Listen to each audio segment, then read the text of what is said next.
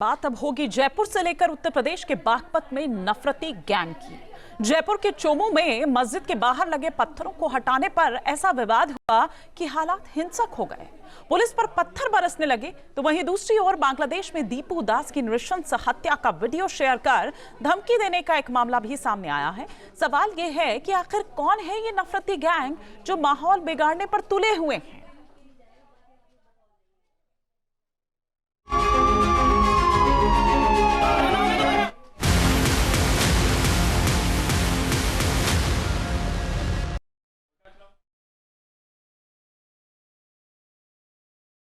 की गई है जो कि शांति के लिए आवश्यक है।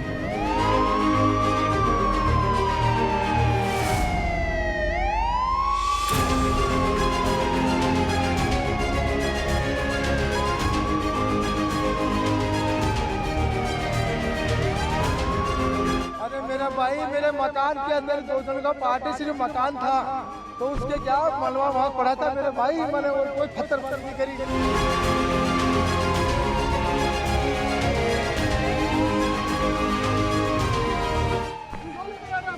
सर ये लग रहा उनका हम बाहर के नहीं उनका बाहर के शमशेर खान फिरोजाबाद के चूड़ी कंगन बेचते हैं।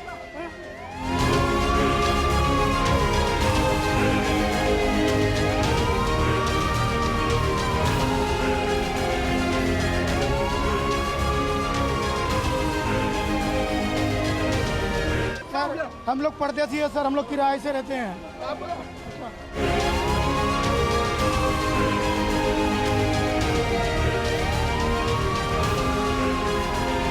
इंटरनेट भी बंद किया गया है। अभी इंटरनेट बंद किया गया है।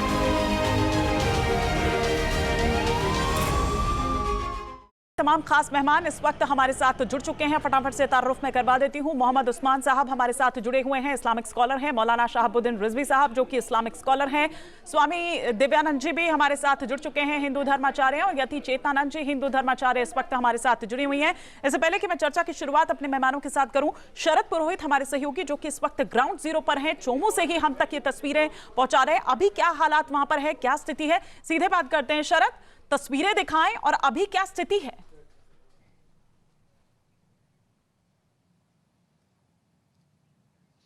देखिए, अभी की बात की जाए तो अब शांति बनी हुई है। एहतियात के तौर पर करीब 1500 पुलिसकर्मियों का जाब्ता यहाँ चोमू क्षेत्र में लगा दिया गया है। आरएसी बटालियन और उसके अलावा अलग अलग पुलिस थानों का, जयपुर के 70 पुलिस थानों का जाब्ता यहाँ पर लगाया गया है, क्योंकि जो रात को स्थिति हुई थी उसको लेकर के पुलिस अब संभल के हर चीज़ करने की कोशिश कर रही है। ये विवाद कुछ इस तरह से शुरू हुआ, मामला 1981 में शुरू हो जाता है, जब इस मामले को कोर्ट में ले जाया गया था कि ये मस्जिद यहाँ पर आगे अतिक्रमण किया गया था और उस वक्त इस पर स्टे लगा दिया गया था। लेकिन उसके बाद में कुछ सालों से यहाँ मस्जिद के बाहर पत्थर रखे हुए थे रोड के ऊपर। उन पत्थरों को कल मुस्लिम समाज की तरफ से हटा दिया गया था, उसको सराहनीय पहल बताया गया। लेकिन उसके बाद में रात को वहां पर जबरन बताया जा रहा है कि रेलिंग लगाने की बात आ रही थी। लेकिन पहले अस्थायी अतिक्रमण था, वो स्थायी होने की बात जैसे ही सामने आई तो हिंदू संगठन वहां पर जमा हो गए और उसके बाद में पुलिस वहां पर पहुंची। तो पुलिस ने वापस रेलिंग को काट करके हटाने की कोशिश वहां पर की, क्योंकि स्थायी अतिक्रमण वहां पर किया जा रहा था जहां पर स्टे लगा हुआ था। उसके बाद में वहां पर बवाल शुरू हुआ। मैं ये समझना चाह रही हूँ कि जब ये हटाया गया, क्या उससे पहले वहां पर जो भी लोग हैं या मस्जिद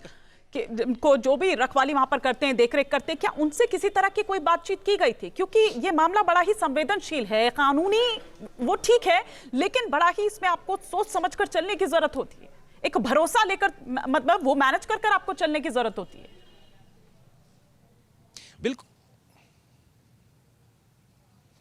बिल्कुल, इसके अंदर पूरी तरह से पुलिस ने बातचीत की थी, क्योंकि शाम को जो यहाँ का माहौल था कल शाम का, वहाँ पर पुलिस ने समझाइश के बाद में वहाँ पर जो मस्जिद के जो लोग थे उन्होंने वहाँ से पत्थर हटाना खुद ने ही शुरू कर दिया था। पत्थर खुद की ओर से हटाए जा रहे थे। उसके बाद में जो हिंदू संगठन थे उन्होंने आभार भी यहाँ पर जताया था कि इतने सालों से यहाँ पर समस्या बनी हुई थी, ट्रैफिक जाम हो रहा था, इसको हटाने के लिए काफी लोग इकट्ठा हुए, उन्होंने धन्यवाद ज्ञापित किया। लेकिन रात को ये मामला तब बढ़ा जब वहाँ पर रेलिंग लगाना शुरू कर दिया गया। रेलिंग लगाई जा रही थी, तब जाकर के तब ये पूरा हंगामा बरपता है। शरद, मैं रोक रही हूँ आप क्योंकि समय की कमी है, आप नजर बनाए रखिए। फिलहाल बहुत शुक्रिया इस तमाम जानकारी के लिए आपका। लेकिन मौलाना शहाबुद्दीन रिजवी साहब, मैं आपसे शुरुआत करना चाह रही हूँ इस चर्चा की कि हर एक्शन को क्यों आखिर धर्म के चश्मे से मजहबी रंग एक दे दिया जाता है? हर एक्शन पर इतना हो हंगामा क्यों होने लगता है?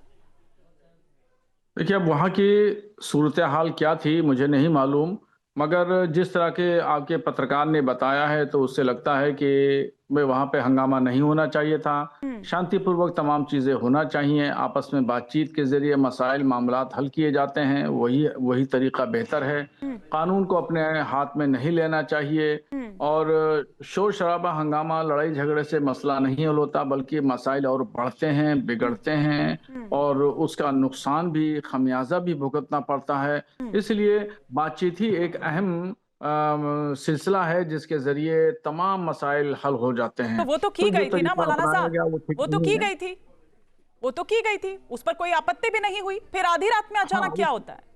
मैं आधी रात में अचानक में क्या हो गया, मैं तो वहां पे तो था नहीं, इसलिए मैं कुछ बता नहीं सकता क्या हो गया होगा। वो तो आपके पत्रकार बताएंगे या वहां का मकामी आदमी ही बताएगा। बहरहाल जो भी हुआ गलत हुआ, नहीं होना चाहिए। शांतिपूर्वक मसले का हल होना चाहिए, शांतिपूर्वक काम होना चाहिए। जितनी की इजाजत है उतना ही करना चाहिए। जबरदस्ती, जोर जबरदस्ती, शोर शराबा, हंगामा से और मामलात या बिगड़ते आधी रात हैं। में ये नफरती गैंग, जैसे कि वो बागपत में वो एकदम चुनौती देता हुआ नजर आया कि संभल जाओ वरना दीपू जैसा हाल हो जाएगा, बांग्लादेश में दीपू दास जैसा हाल हुआ। यति चेतनानंद जी, मैं आपसे यहाँ पर समझना चाह रही हूँ, ये कहा जा रहा है कि भैया 45 साल के बाद क्यों आपको ध्यान आया कि यहाँ से पत्थर हटने चाहिए, ट्रैफिक व्यवस्था दुरुस्त होनी चाहिए? नहीं, देखिए, अगर 45 वर्ष बाद भी कोई गलती सुधारी जाती है तो इसमें कोई गुरेज तो होना नहीं चाहिए। गलती कभी भी संज्ञान में आए, प्रशासन के संज्ञान में आए, लोगों ने हो सकता है शिकायत की हो। जैसे मौलाना साहब कह रहे हैं कि वो वहां नहीं थे, तो वहां तो हम में से कोई भी नहीं था। ये तो वहां का प्रशासन ही समझ सकता है। निरंतर ट्रैफिक जाम की शिकायतें की जा रही होंगी, उसके बाद पत्थर हटाए गए। लेकिन मुझे समझ में नहीं आता कि आखिर पत्थरों के हटने से किसी को क्या आपत्ति हो सकती है और पत्थर जमा कर कर रखने क्यों है? क्या यही जुल्म भारत में हो रहा है जिसका मदनी जी जिक्र कर रहे हैं कि जब भी पत्थर इकट्ठे किए जाएंगे और प्रशासन उन्हें हटाने की कोशिश करेगा तो पत्थरबाजों को दिक्कत होगी? तो मुझे तो यही समझ में आ रहा है कि ये जुल्म हुआ उन लोगों पर कि उनके जमा किए हुए पत्थर जो पत्थरबाजों के लिए रखे गए थे वो हटा लिए गए, इसलिए बाद में बलवा हुआ। इतना बड़ा ठीक है। जुल्म भारत में मुसलमानों पर मुझे लगता है नहीं होना चाहिए। पत्थरबाजों को ये आजादी होनी चाहिए भारत के अंदर मोहम्मद कि वो उस्मान जी, पत्थरबाजी कर सके। एंक्रोचमेंट का ये मामला था, वहां पर पुलिस पहुंचती है, पहले समझाइश हो चुकी थी, मामला सब कुछ ठीक ठाक था, फिर क्या एक्शन सिर्फ इसलिए ना हो या उस पर रोक सिर्फ इसलिए लग जाए क्योंकि वो जगह धार्मिक पहचान से जुड़ी हुई है? देखिए, अभी मैं सबसे पहले तो ये नुक्ताचीनी नहीं करना चाहता कि किस वजह से वहां पर जो है फसाद पैदा हुआ, बल्कि सबसे पहले तो मैं अपील करूंगा मुस्लिम समुदाय से कि वो वहां पर शांति बनाए, और अगर कोई दूसरा पक्ष भी वहां पर अगर आपत्ति कर रहा है तो सबसे पहले इस वक्त वहां शांति कायम करने में अपना रोल अदा करें। बहुत शांति के साथ वहाँ मुसलमानों ने पुलिस वालों को पीटा है। इतनी शांति बढ़ती है कि वहाँ इंटरनेट बंद करना पड़ा है। इतनी शांति से पेश आ रहे हैं वहाँ मुसलमान। पहले आप भी शांत हो। जहाँ के मुसलमान इतनी शांति से पेश आ रहे हैं कि वहाँ पुलिस वालों को पीटा गया है। देखिए, आप डिबेट के नियमों का फॉलो नहीं करती हैं, और अगर आप ये इसी तरह का करना हो तो हम आपके साथ बिल्कुल बात करने के लिए तैयार नहीं है। मोहम्मद उस्मान साहब, आप अपनी बात को कंप्लीट करिए। मैंने इसमें क्या गलत बात कह दिया? आपको खामोश रहकर सुनना चाहिए ना। हमने आपका पक्ष सुनते तो हमारा पक्ष पूरा सुन ले, उसके बाद कहें आप।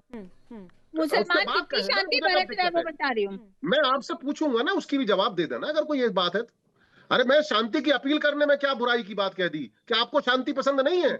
मुझे तो ऐसा ही लगता है आपको शांति पसंद नहीं है, और आप ये आग लगाने का काम आप ही कर रहे हैं। अगर कोई शांति की अपील कर रहे हैं तो आपको तकलीफ पैदा हो रही है। इसका मतलब आप ही ये बात पसंद नहीं है। जो निर्दोष पुलिस वाले अपने प्रशासनिक कार्रवाई कर रहे थे उनको पीटा गया है। अरे उनको पीटा गया है। आपके शांति पसंद लोगों ने पीटा है। आपके शांति पसंद लोगों ने पीटा है। पुलिस वालों पर हमला बोला गया है। कौन सी शांति की बात कर रहे हो? आप खामोशी के साथ सुने, ज्यादा बेहतर है। तो मैं फिर से अपनी बात वहीं से शुरू करता हूं। तो मैं सब लोगों से अपील करूंगा कि हर हालत में सबसे पहला वहां पर शांति कायम हो, और पुलिस से भी ये अपील करूंगा कि वो किसी निर्दोष के खिलाफ कार्रवाई ना हो। अच्छा, और ये बात मैं इसलिए कह रहा हूं, मेरा सवाल लेकिन आपसे ये था कि कम्युनल फ्रेमिंग देकर जो असल मामला है, क्या उससे ध्यान भटकाया जा रहा है? भाई एनक्रोचमेंट का वो मामला था, अतिक्रमण का वो मामला था, तो उसको एक कम्युनल रंग देकर क्यों असल मुद्दे से ध्यान भटकाया जा रहा है? बार बार हर चीज पर, हर एक्शन को ये विक्टिम कार्ड क्यों खेलने, ये हर बार विक्टिम कार्ड क्यों खेला जाता है? स्वामी दिव्यानंद जी को भी मैं जरा यहाँ पर चर्चा में लाना चाहूंगी सर। एक रिएक्शन हो जाए ना सर। स्वामी दिव्यानंद जी क्या, हाँ स्वामी दिव्यानंद जी का भी एक ओपनिंग कमेंट आ जाए, उसके बाद आप काउंटर रिएक्शन दीजिए। एक बार स्वामी कार्ड की बात इसमें कह दी, अगर इसमें प्रशासन शांत हो, मस्जिद पक्ष और प्रशासन अगर इसमें पार्टी था तो किसी तीसरे को पार्टिसिपेट इसमें करना ही नहीं चाहिए था। शांत हो जाए ठीक है, अब एक बार स्वामी दिव्यानंद जी का एक ओपनिंग कमेंट आने दीजिए। इसमें भागीदारी क्यों की गई? एक ओपनिंग कमेंट आने दीजिए। ये सब चीजों के अन्याय, अत्याचार या भेदभाव, पक्षपात जब अगर होता है तो ये बहुत सारे कारण होते हैं। पर ये क्या पक्षपात हुआ है बताइए ना। हमें विश्वास में लेना चाहिए, तभी कार्रवाई करनी चाहिए। तो विश्वास में लिया गया ना। अगर 45 साल के बाद कोई कार्रवाई हो रही है, हाँ। और जब उस पर तैयारी हो गई थी तो फिर उस पर कारणों पर गौर करना चाहिए था। हाँ। कि अगर साहब इसमें दोबारा रेलिंग लगानी जाने लगी, कुछ लगाई जाने लगी, हाँ। तो उस पर भी गौर नहीं, तो जो पहले हटा लिया गया था उसका सबने स्वागत भी किया, तो फिर अचानक बाद में ऐसा क्या हुआ? देखिए, प्रशासन को सारे पहलुओं पर गौर करना चाहिए, अपनी एलआईयू को भी, लोकल इंटेलिजेंस को भी वहां सक्रिय रखना चाहिए। ठीक है। अब एक बार स्वामी दिव्यानंद जी वो ये कह रहे हैं कि देखिए भाई ये मामला कानूनी से ज्यादा वो ये कह रहे हैं कि आपको ना एक भरोसे में लेना चाहिए था, बातचीत करनी चाहिए थी, उस तरह से मैनेज कर चलना चाहिए था, क्योंकि ये मामला संवेदनशील है, क्योंकि ये मामला बेहद ही संवेदनशील है।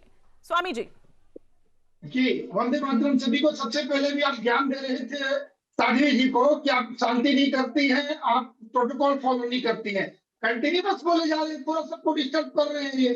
ये कोई सही तरीका नहीं है। आप अपनी बात रखिए। हाँ, सबसे पहले तो मैं ये बोलना चाहूंगा, ये पत्थर रखने का कल्चर इनका क्या है? क्यों पत्थर रखते हैं?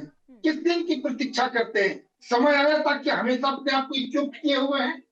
ये बोलने की हिम्मत कैसे हो गई है शांति प्रिय लोगों को? दीपू की तरह हाल हो जाएगी। और ये दिखाते भी इसी राजस्थान में कन्हैया लाल का घटना घटी है इस तरह से। ये तो एकदम से स्वीकार्यता नहीं है। शांति की बात टीवी में बैठकर कर लेते हैं, बाहर क्या करते हैं नहीं पता। यहाँ बोलने में क्या जाता है? जब ज्यादा घटना घट जाती है तो सीधा बोलते हैं नहीं, वो हम स्वीकार नहीं करते हैं, हमारा समुदाय को स्वीकार नहीं करता है। फिर वही घटना घटती है, प्रतिदिन घटनाएं घट रही है। कैसे शांति होगा? शांति की बात करें 2 कदम आगे बढ़ के, टीवी में मात्र 2 लाइन बोल देने से संतुष्ट नहीं होगा देश। आपकी शांति की क्रिया को कृत्य भी दिखने चाहिए। आपने क्या किया? आप एक समुदाय, अपने समुदाय के आप जिम्मेदार व्यक्ति हैं, आपकी तरफ से कोई पहल की गई क्या? यहाँ से टीवी में बोल देंगे हम पक्ष नहीं है, हम उससे सहमत नहीं है, हम वो हमारे इस्लाम में नहीं है। अच्छा नहीं, बिल्कुल नहीं। अगर ऐसा है तो हमें 2 कदम आगे बढ़ने की आवश्यकता। मैं आपके साथ चलता हूँ, आप आगे बढ़े। और कैसे शांति हो इस बात की जिम्मेदारी लेनी होगी, न कि मात्र कुछ मिनट हम टीवी में बैठकर बोल के अपने रस्म अदा करके चले जाएं। ये कतई ये चलना नहीं हो रहा चाहिए। अगर स्वामी जी, अगर कुछ लोग ऐसा कर रहे हैं या कुछ लोग अगर ऐसा कर रहे हैं तो आप उसके लिए पूरी कम्युनिटी को भी तो दोषी नहीं ठहरा सकते हैं ना। आप पूरी कम्युनिटी को तो नहीं कह सकते हैं ना। ठीक है, लेकिन समय इतनी इजाजत दे रहा है, मैं माफी के साथ आपको रोक रही हूँ, इस पर चर्चा और होनी चाहिए थी, लेकिन समय इतनी इजाजत दे रहा है। बहुत शुक्रिया आप सभी मेहमानों का हमारे साथ जुड़ने के लिए। आपके मोबाइल पर तुरंत आएगी ब्रेकिंग न्यूज, स्क्रीन पर सबसे पहले दिखेगी बड़ी खबर, देश दुनिया की हर खबर एक जगह। अब आपके मोबाइल पर तुरंत फटाफट इंस्टॉल कीजिए न्यूज नेशन ऐप और रखिए खुद को अपडेट।